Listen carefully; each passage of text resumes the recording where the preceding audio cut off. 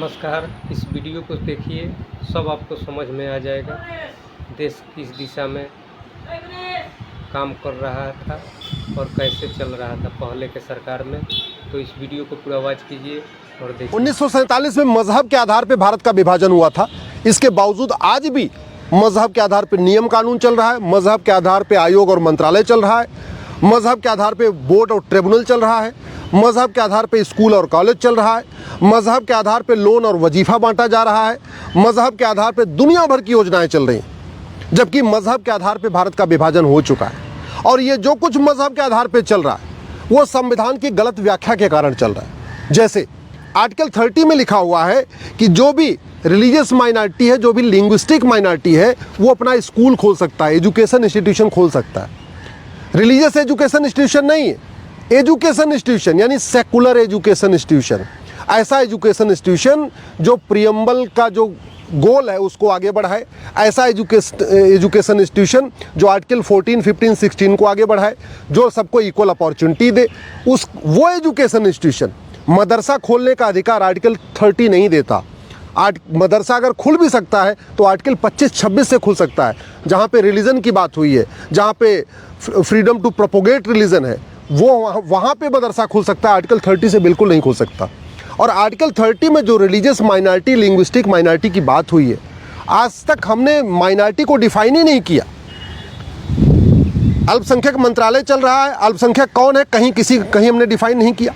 अल्पसंख्यक आयोग चल रहा है, लेकिन अल्पसंख्यक कौन है कहीं लिखा ही नहीं। अल्पसंख्यक के नाम पे दुनिया भर की योजनाएं चल रही हैं। अल्पसंख्यक के नाम पे वक्फ बोर्ड भी बन गया, वक्फ ट्रिब्यूनल भी बन गया, लेकिन कौन है अल्पसंख्यक इसको डिफाइन ही नहीं किया। ये 1992 का माइनॉरिटी कमीशन एक्ट है, इसमें भी कहीं नहीं लिखा हुआ है कि माइनॉरिटी कौन होगा। नेशनल लेवल पे माइनॉरिटी आइडेंटिफाई होगा कि स्टेट लेवल पर माइनॉरिटी आइडेंटिफाई होगा। 1% वाला माइनॉरिटी कहलाएगा, 1000 से कम संख्या वाला माइनॉरिटी कहलाएगा, 1 लाख से कम संख्या वाला माइनॉरिटी कहलाएगा, या 10 लाख से कम संख्या वाला माइनॉरिटी कहलाएगा, इसमें कहीं नहीं लिखा। 2004 में माइनॉरिटी एजुकेशन इंस्टीट्यूशन एक्ट बन गया, ये जामिया वगैरह को उसमें माइनॉरिटी यूनिवर्सिटी का दर्जा मिल गया, लेकिन 2004 वाले एक्ट में भी नहीं लिखा हुआ है कि माइनॉरिटी कौन है, माइनॉरिटी किस लेवल पे आइडेंटिफाई होगी। डिस्ट्रिक्ट लेवल पे माइनॉरिटी को आइडेंटिफाई किया जाएगा, स्टेट लेवल पे आइडेंटिफाई किया जाएगा, नेशनल लेवल पर माइनॉरिटी आइडेंटिफाई किया जाएगा। मेरा ये मानना है आर्टिकल 30 की बहुत गलत व्याख्या हो रही है और सरकारों ने आर्टिकल 30 की गलत व्याख्या करने के साथ साथ कभी ये हिम्मत नहीं दिखाई कि वो माइनॉरिटी को डिफाइन कर दें। माइनॉरिटी की यूनिट 100 हो सकती है, कुछ 100 लोग वो माइनॉरिटी कहलाएंगे। या भारत बड़ा देश है तो माइनॉरिटी की यूनिट 1000 हो सकती है, कुछ 1000 लोग माइनॉरिटी कहलाएंगे। या चलो और बहुत बड़ा देश है, 150 करोड़ का देश है, तो माइनॉरिटी की यूनिट लाख हो सकती है कि कुछ लाख लोग हैं ये माइनॉरिटी कहलाएंगे। जो ग्रुप कुछ लाख हो उसको माइनॉरिटी कहेंगे, जो ग्रुप करोड़ों में है उसको माइनॉरिटी नहीं कह सकते। माइनॉरिटी की यूनिट 100 होती है या 1000 होती है या लाख होती है, माइनॉरिटी की यूनिट करोड़ नहीं होती, पहली बात। दूसरी बात, माइनॉरिटी कौन? पूरे दुनिया के माइनॉरिटी को भारत में माइनॉरिटी का दर्जा मिलेगा? अगर हाँ तो दुनिया में 6500 भाषाएं बोली जाती हैं, फिर तो भारत की भाषाओं के अलावा जितनी भी विदेशी भाषाएं हैं सबको लिंग्विस्टिक माइनॉरिटी का दर्जा मिलना चाहिए। दुनिया में 1100 रिलीजन है, फिर तो भारत के रिलीजन के अलावा जो पूरी दुनिया के रिलीजन है उनको भी भारत में रिलीजियस माइनॉरिटी का दर्जा मिलना चाहिए। कल को कोई जर्मन आए, बोले जी मैं तो जर्मन हूँ, मेरी भाषा अलग है, मुझे लिंग्विस्टिक माइनॉरिटी का दर्जा दो। कल को कोई चाइनीज आएगा भारत में, यहाँ पे रह लेगा, नागरिकता ले लेगा और बाद में बोलेगा जी मेरी लैंग्वेज तो चाइनीज़ है, मुझे भी लिंग्विस्टिक माइनॉरिटी का दर्जा दो। दुनिया भर में और भी है। अगर वास्तव में संख्या के आधार पर माइनॉरिटी का दर्जा देना है फिर तो यहूदियों को भी माइनॉरिटी का दर्जा मिलना चाहिए, बहाइयों को भी माइनॉरिटी का दर्जा मिलना चाहिए, चाइनीज़ में बहुत सारे सेक्ट हैं उनको भी भारत में लिंग्विस्टिक माइनॉरिटी का दर्जा मिलना चाहिए और रिलीजियस माइनॉरिटी का भी दर्जा मिलना चाहिए। उनकी भाषा भी अलग है, उनका लैंग्वेज भी अलग है। मेरा मानना है आर्टिकल 30 में जो रिलीजियस लिंग्विस्टिक माइनॉरिटी की बात हुई है वो भारत में जो लैंग्वेज है उसमें से लिंग्विस्टिक माइनॉरिटी ढूंढना है, जो भारत के रिलीजन है उसमें से रिलीजियस माइनॉरिटी ढूंढना है। उदाहरण के लिए तमिलनाडु में मैक्सिमम लोग वहाँ पे तमिल बोलते हैं, तो जो अगर कोई वहाँ पे हिंदी बोलने वाला है, कोई मराठी बोलने वाला है, कोई बंगाली बोलने वाला है, उसको वहाँ पे लिंग्विस्टिक माइनॉरिटी का दर्जा मिल सकता है। ऐसे ही कश्मीर में आप चाहो तो जो नॉन कश्मीरी हैं उनको लिंग्विस्टिक माइनॉरिटी का दर्जा दे दो। लेकिन इसका एक क्राइटेरिया बनाना चाहिए। दुर्भाग्यवश माइनॉरिटी कौन होगा, माइनॉरिटी की क्या परिभाषा है, माइनॉरिटी के क्राइटेरिया क्या है आइडेंटिफाई करने का, न इस पे कभी संसद में चर्चा हुई, न इस पे सुप्रीम कोर्ट में चर्चा हुई। सुप्रीम कोर्ट भी एक के बाद एक दुनिया भर के माइनॉरिटी के ऊपर फैसले देते चला जा रहा है। केरला एजुकेशन बिल पे फैसला दे दिया, उसके बाद TMA केस का फैसला दे दिया, कभी 7 जजों की बेंच बन गई, कभी 5 जजों की बेंच बन गई।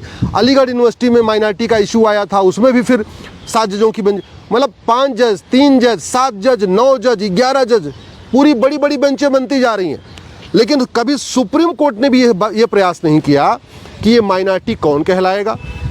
भारत के जो लैंग्वेज हैं, भारत की लिंग्विस्टिक माइनॉरिटी में से ही लिंग्विस्टिक माइनॉरिटी छाटा जाएगा, या पूरी दुनिया की जो 6,500 भाषाएं हैं सबको भारत में लिंग्विस्टिक माइनॉरिटी का दर्जा मिलेगा। भारत में जो रिलीजन शुरू हुए उसके आधार पर रिलीजियस माइनॉरिटी देखा जाएगा, या पूरी दुनिया के जो 1100 रिलीजन है सबको रिलीजियस माइनॉरिटी का दर्जा मिलेगा।